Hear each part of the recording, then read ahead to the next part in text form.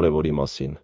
Քիչ առաջ կարդացի մի հոդված, որտեղ ասվում էր, որ Կարեն Սարգսյանն էլ է եղել դավաճան և հանձնել է Ղարաբաղը ղեկավարության հետ միասին։ Սրան լրիվ մոռացել էի ապրի հոդվածի հեղինակը։ Հիշեցնեմ, որ այս սրիկայի հայրը 2008 թվականի մարտի 1-ին Երևանի կենտրոնում տեղի ունեցած գնդակահարության կազմակերպիչներից մեկն էր։ Իսկ ինքը ծնվել է նույն մեղսագործ սրիկայից։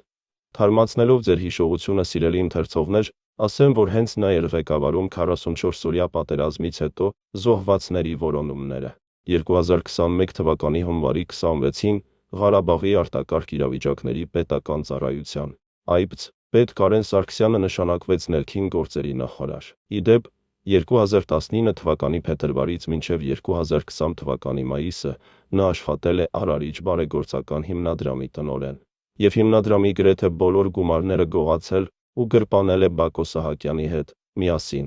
Հարգելի օպոզիցիայի հորինած ադրբեջանցի սիրեկան Բակոյին բանտում լավ լխկեք։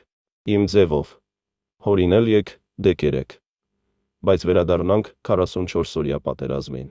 Հաստատ հայտնի է, որ նա հաճախ թաքցնում էր դիակները և ասում, թե իբր չեն կարող գտնել ու պետք է գումար վճարել ռուսներին, որպեսզի նրանք համոզեն ադրբեջանցիներին և իրականացնեն որոնումները։ Սրիկա, քեզ թվում էր դու մազապուրծ էիր լինելու, շատ զոհվածների հայրեր սարսափի մեջ էին, որ Կարենի աշխատակիցները գումար էին պահանջում զոհվածների որոնման համար։